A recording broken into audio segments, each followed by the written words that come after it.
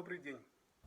Право на свободу совести, религии или убеждений, если использовать латинский язык, имеет две составляющих, такие сложные слова forum internum и forum externum. Что это означает? Это означает, forum internum – это внутренняя свобода верить или не верить, иметь убеждения философские, мировоззренческие, любые иные. То есть это внутреннее состояние человека, который относится к окружающей действительности и ее через себя пропускает с определенными убеждениями, верой или неверием.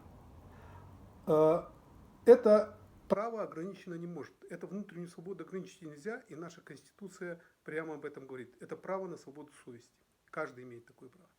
Форум экстернум – это внешнее проявление этой свободы. Это то, что мы называем свободу распространять свои взгляды. Религиозные, философские, какие угодно, мировоззренческие. Это право собираться вместе, в том числе философские кружки и религиозные общины, или большие религиозные конфессии. Это право собираться в каких-то местах, в церквях, в мечетях, в молитвенных домах, просто дома, обсуждая различного рода вопросы, которые возникают в связи с этими нашими верами, неверием или убеждениями. И вот это право, оно не может быть дискриминировано ни по каким основаниям. Не может быть правильных и неправильной, или правильной или неправильной веры. Не может быть правильных или неправильных убеждений. Это личный выбор каждого. Что запрещает международное право в этой части, да и наше тоже, это призывы к насилию и разжигание вражды и ненависти. Если этого нет, человек может верить во что угодно. В солнце, в Бога, не верить в Бога и так далее. И эти все составляющие этого права, они присущи каждому человеку. Для этого не нужно где-то регистрироваться, где-то не нужно получать разрешение.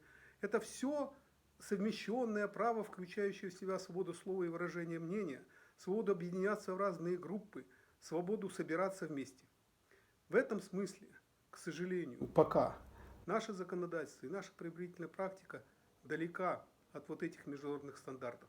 До того момента, пока мы не приведем ее в соответствие с международными стандартами, кроме случаев, как я уже сказал, призывов к насилию и разжиганию ненависти и вражды, каждый человек должен иметь право верить в то, что он хочет, исповедовать свою веру, публично распространять материалы, собираться с другими, объединяться в группы и проводить совместные богослужения, молитвы и так далее.